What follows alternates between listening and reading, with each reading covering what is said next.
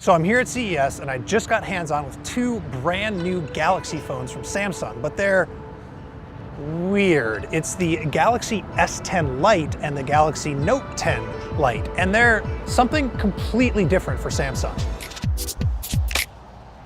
So usually for Samsung, the S line and the Note line are their very high-end premium phones, and they take their low-end phones and call them A something or other, but this is different. It is a relatively low-end phone, but with the premium branding.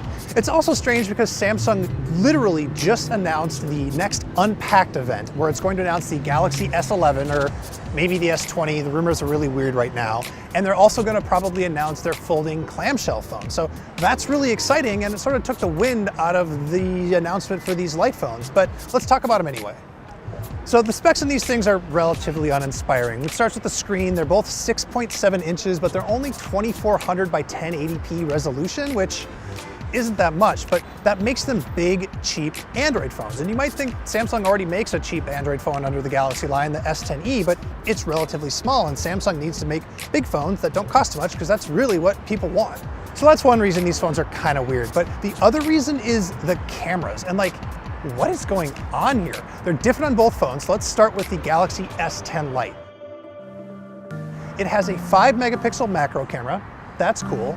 It also has a standard ultra-wide 12 megapixel camera. We like ultra-wide, that's cool. It has a selfie camera that is 32 megapixels.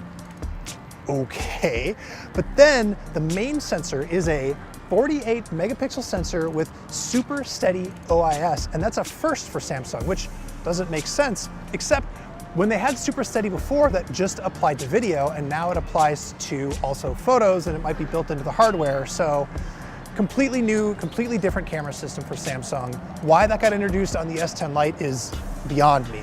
And then you get to the Note 10 Lite, and it has a completely different set of cameras. It doesn't have a macro lens, and it doesn't have the super steady OIS. So like, what is going on?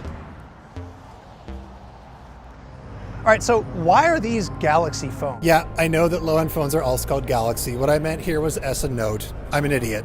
I mean, Samsung also announced the A71, which spec-wise really isn't that different from these phones. Well, one reason I think is the processor. The Galaxy S10 Lite has a Snapdragon 855, which is right now one of the best you can get, and the Galaxy Note 10 Lite has a pretty good Exynos processor in it.